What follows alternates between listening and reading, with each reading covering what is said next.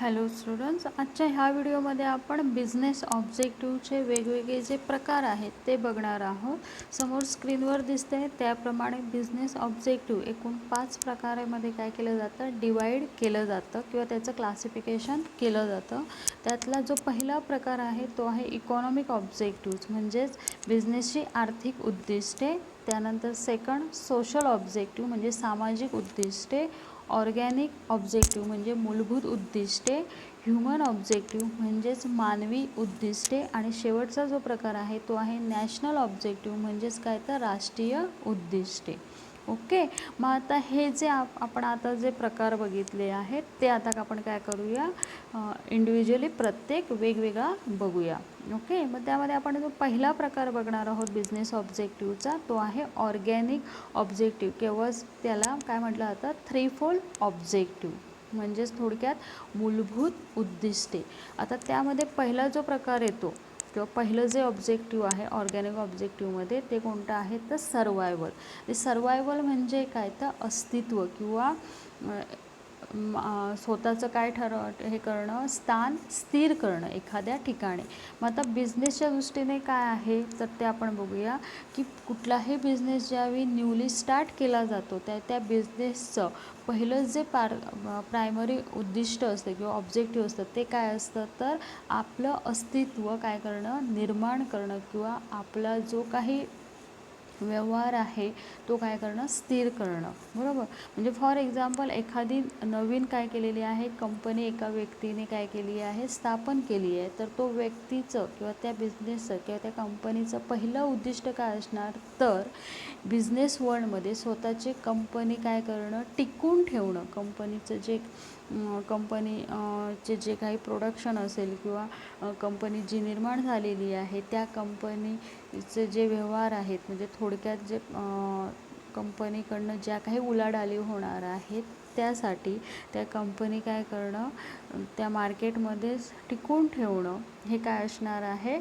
पहिलं उद्दिष्ट असणार आहे। म्हणजे थोडक्यात स्वतःचं अस्तित्व निर्माण करणं बिझनेस वर्ल्डमध्ये हे बिझनेसचं पहिलं काय असतं, ऑब्जेक्टिव्ह असतं। ओके, त्यानंतर नेक्स्ट जे ऑब्जेक्टिव्ह आहे ते कोणतं आहे तर ग्रोथ। आता एकदा का तुमचं अस्तित्व बिझनेसमध्ये निर्माण झालं किंवा बिझनेस वर्ल्डमध्ये निर्माण झालं की सेकंड ऑब्जेक्टिव्ह जे असतं बिझनेसचं ते काय असतं तर आपल्या बिझनेसचा विस्तार करणं।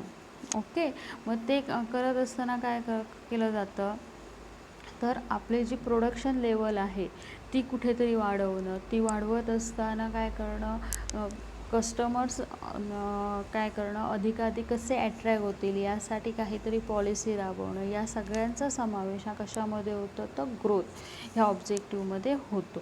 ओके, त्यानंतर नेक्स्ट जी तिसरी आणि शेवटचे जे ऑब्जेक्टिव्ह आहे ते कोणतं आहे तर प्रेस्टिज किंवा रिकॉग्निशन। आता प्रेस्टिज किंवा रिकॉग्निशन म्हणजे काय तर थोडक्यात मार्केटमध्ये किंवा कस्टमरच्या मनात आपल्या मालाबद्दल किंवा आपल्या कंपनी किंवा आपल्या बिझनेसबद्दल एक गुडविल निर्माण करणं किंवा एक पर्टिक्युलर रेप्युटेशन निर्माण करणं की जेणेकरून कस्टमर्स आपला माल खरेदी करायला काय असतील, उत्सुक असतील, अशा पद्धतीची काय करणं, परिस्थिती किंवा अशा प्रकारचं वातावरण निर्माण करणं हे बिझनेसचं तिसरं हे मूलभूत काय असतं, उद्दिष्ट असतं। ओके, कारण का समजा कस्टमरच नसतील किंवा तुमचं जर नावलौकिक जर तुम्ही निर्माण नाही केला, तुमचं वेगळेपण जर तुम्ही बिझनेसमध्ये नाही सांभाळलं किंवा तुम्ही इतरांपेक्षा कसे वेगळे आहात हे जर लोकांना नाही पटवून दिलं तर तुम्हाला तुमचा बिझनेस काय करणं, सक्सेस करणं कुठेतरी काय होऊ शकतं, प्रॉब्लेमॅटिक होऊ शकतं। ओके, ही झाली पहिली 3 काय मूलभूत उद्दिष्टे। कुठलाही बिझनेस तुम्ही स्टार्ट केला तर तुमची ही पहिली 3 उद्दिष्टे काय असतात, ठरलेली असतात, ज्यांना मूलभूत उद्दिष्टे किंवा ऑर्गॅनिक ऑब्जेक्टिव्ह असं म्हटलं जातं। पहिलं कोणतं तर पहिलं म्हणजे स्वतःच्या बिझनेसचं अस्तित्व निर्माण करणं, सर्वायवल। सेकंड ग्रोथ करणं म्हणजेच काय तर बिझनेसचा वाढ किंवा विस्तार करणं आणि तिसरं म्हणजे काय तर आपल्या बिझनेसचं मार्केटमध्ये किंवा कस्टमर्सच्या मनात काय करणं, रेप्युटेशन निर्माण करणं। ओके. त्यानंतर जे दुसरा प्रकार बघणार आहोत आपण ऑब्जेक्टिव्हचा, तो कोणता आहे, इकॉनॉमिक ऑब्जेक्टिव्ह. आता इकॉनॉमिक ऑब्जेक्टिव्हमध्ये काय येतं, तर पहिलं जे ऑब्जेक्टिव्ह येतं इकॉनॉमिक ऑब्जेक्टिव्ह ते म्हणजे अर्निंग प्रॉफिट.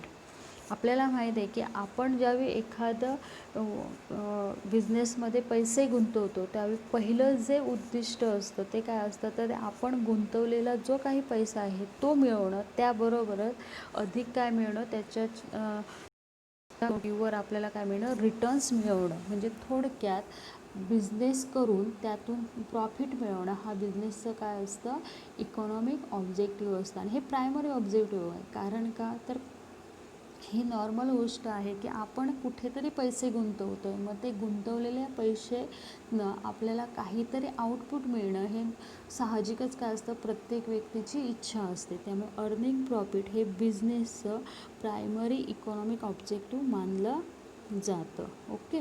आणि प्रॉफिट जर मिळाला तरच तुम्ही काय करू शकता, त्या मिळालेल्या प्रॉफिटमधनं तुम्ही बिझनेससाठी लागणाऱ्या ज्या काही गोष्टी असतात त्या खरेदी करणं. म्हणजे थोडक्यात बिझनेसचा वाढ किंवा विस्तार करण्यासाठी तुम्हाला प्रॉफिट मिळवणं हे काय असतं, गरजेचंही असतं. ओके. त्यानंतर नेक्स्ट सेकंड जे इकॉनॉमिक ऑब्जेक्टिव्ह आहे ते आहे क्रिएटिंग वेल्थ. म्हणजे काय, तर मालमत्ता वाढवणे. मग ह्यामध्ये काय म्हटलं आहे, creating wealth involve increasing the wealth of share holder. म्हणजे फक्त बिझनेसची मालमत्ता वाढवणं हा इकॉनॉमिक ऑब्जेक्टिव्ह नाही आहे, तर बिझनेसची मालमत्ता वाढवत असताना जे शेअर होल्डर्स आहेत की जे कंपनीचे शेअर खरेदी करतात त्यांच्या संपत्तीमध्येही वाढ कशी होईल त्याचाही काय केला जातो, विचार केला जातो. म्हणजेच काय, तर शेअर होल्डर्सच्या संपत्तीत कशी वाढ करून देणार बिझनेस, तर काय करणार आहे, जे शेअर्सची जी मार्केटमधली प्राईज असते ती वाढली की आपोआपच शेअर्सवर मिळणारं डिव्हिडंड हे सुद्धा काय असतं, इन्क्रीज होतं. आणि हे जे डिव्हिडंड असतं ते कोणाला मिळत असतं, तर शेअर होल्डर्सना मिळत असतं. म्हणजे आपोआपच काय होणार, बिझनेसच्या संपत्तीत वाढ झाली की आपोआपच काय होणार, शेअर होल्डर्सना मिळणारे डिव्हिडंड जे आहे ते सुद्धा काय होणार, वाढणार. आणि त्यांचीसुद्धा संपत्ती काय होते, वाढण्यास मदत होते. ओके. हे झालं सेकंड इकॉनॉमिक ऑब्जेक्टिव्ह. त्यानंतर तिसरं जे आहे इकॉनॉमिक ऑब्जेक्टिव्ह ते कोणतं आहे, creating and retaining customer. Customer हा काय म्हटला जातो, मार्केटचा राजा मानला जातो. किंवा आपण असं म्हणू शकतो की तुम्ही खूप चांगल्या पद्धतीचा माल काय करताय, मार्केटमध्ये अवेलेबल करताय. त्याच्यानंतर तुमची प्राईजही रिजनेबल प्राईज आहे. नवीन माल जे तुम्ही प्रोडक्शन घेतले ते काहीतरी न्यूली आहे, इनोव्हेटिव्ह आहे. परंतु तो माल जर कस्टमर घ्यायला उत्सुक नसतील किंवा कस्टमर्सना इच्छाही नसेल तुमचा माल खरेदी करायचे, तर तुमचा माल काय राहणार, तो पडून राहणार आहे. म्हणूनच कुठलाही बिझनेस म्हटला किंवा तुम्ही जे काही प्रोडक्ट मार्केटमध्ये अवेलेबल करून देणार आहात त्यासाठी कस्टमर्सना अधिकाधिक ॲट्रॅक्ट करणं हे सुद्धा काय आहे, तेवढंच इम्पॉर्टंट आहे. मग हे सुद्धा म्हणजे काय, तर आपल्या मालाला कस्टमर्स कसे अवेलेबल होतील याकडे लक्ष देणं किंवा कस्टमर्सच्या संख्येमध्ये वाढ करणं हे सुद्धा काय आहे, बिझनेसचं एक ऑब्जेक्टिव्ह मानलं जातं. ओके. त्यानंतर पुढचं जे आहे इकॉनॉमिक ऑब्जेक्टिव्ह ते कोणतं आहे, इनोव्हेशन. इनोव्हेशन म्हणजे काय, तर न्यू आयडिया काय करणं, मार्केटमध्ये किंवा बिझनेसमध्ये आणणं. मग त्यासाठी तुमचं प्रोडक्शन प्रोसेस असेल किंवा मेथड असेल त्यामध्ये काहीतरी न्यू मेथड आणणं किंवा तुमचे जे प्रोडक्ट आहे त्याच्या डिझाईनमध्ये चेंजेस करणं किंवा त्याचे शेप्स मध्ये काहीतरी चेंज करणं. म्हणजे थोडक्यात इतरांपेक्षा तुम्ही कसे वेगळे आहात, तुमचं प्रोडक्ट हे कसं वेगळं आहे हे दाखवण्यासाठी किंवा हे वेगळेपण जपण्यासाठी काहीतरी क्रिएटिव्ह आयडिया बिझनेसमध्ये आणणं किंवा ती राबवणं हे सुद्धा काय आहे, बिझनेसचं इकॉनॉमिक ऑब्जेक्टिव्ह आहे. ओके. त्यानंतर नेक्स्ट पाचवं जे आहे ते आहे रिडक्शन इन कॉस्ट.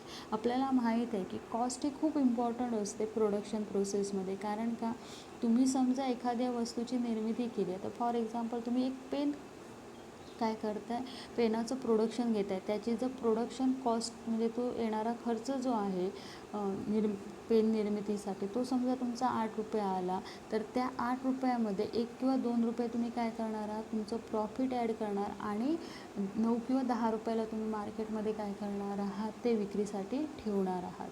त्यामुळे कुठल्याही बिझनेसचं जे मेन जे उद्दिष्ट असतं ते काय असतं, तर प्रोडक्शन प्रोसेसमध्ये काय करणं, कशी कात्री लावणं, म्हणजेच जो प्रोडक्शन जे कॉस्ट असते, म्हणजे प्रोडक्शनसाठी जो येणारा खर्च असतो तो कसा कमी करता येईल, की जेणेकरून आपल्याला आपल्या प्रोडक्शनमधून अधिकाधिक प्रॉफिट कसा मिळवता येईल, याकडे काय असतं, बिझनेसचं लक्ष असतं. आणि हे सुद्धा एक बिझनेसचं काय आहे, इम्पॉर्टंट ऑब्जेक्टिव्ह आहे. ओके. अँड लास्ट जे इकॉनॉमिक ऑब्जेक्टिव्ह मानलं जातं ते कोणतं आहे, तर effective utilisation of scarce resources. म्हणजे मुळात आपल्याला माहीत आहेत की काही साधनसामग्र्या ज्या आहेत, ज्या यूज केल्या जातात बिझनेसमध्ये किंवा ऑल ओव्हर रेग्युलर आयुष्यामध्ये, त्या काय आहेत, काही स्केअर म्हणजे मर्यादित आहेत. मग अशा किंवा खूप काय म्हणतात ते, अशा म्हणजे थोडक्यात त्या काही रिसोर्सेस जे आहेत ते इझिली मिळणं काय असतं, कठीण असतं. मग अशा रिसोर्सेसचा अपव्यय कसा टाळता येईल, त्या कशा वेस्ट होणार नाही, त्यांचा अधिकाधिक कसा वापर करता येईल, हे सुद्धा ठरवणं किंवा हे सुद्धा बघणं, हे सुद्धा काय आहे, बिझनेसचं एक इम्पॉर्टंट ऑब्जेक्टिव्ह मानलं जातं. ओके. ही झाली काय, इकॉनॉमिक ऑब्जेक्टिव्ह, ज्यामध्ये आपण काय काय बघितलेलं आहे. तर पहिलं म्हणजे काय बघितलं इकॉनॉमिक ऑब्जेक्टिव्हमध्ये, अर्निंग प्रॉफिट म्हणजे प्रॉफिट मिळवणं, क्रिएटिंग वेल्थ मालमत्तेची निर्मिती करणं, त्यानंतर क्रिएटिंग ऑर रिटेनिंग कस्टमर्स मिळवणं किंवा कस्टमर्सना अट्रॅक्ट करणं, इनोव्हेशन नाविन्यपूर्ण काहीतरी कल्पना बिझनेसमध्ये राबवणं, रिडक्शन इन कॉस्ट प्रोडक्शनची कॉस्ट कमी ठेवण्यावर भर देणं, आणि effective utilisation of scarce resources, जी साधनसामग्री लिमिटेड असते त्याचा अधिकाधिक वापर कसा करता येईल याकडे भर देणं. ओके. आय होप तुम्हाला हे ऑब्जेक्टिव्ह समजले असतील. नेक्स्ट लेक्चरला आपण आपला जो सी पार्ट आहे, सोशल ऑब्जेक्ट, ते बघणार आहोत. ओके, मग चालेल. थँक्यू.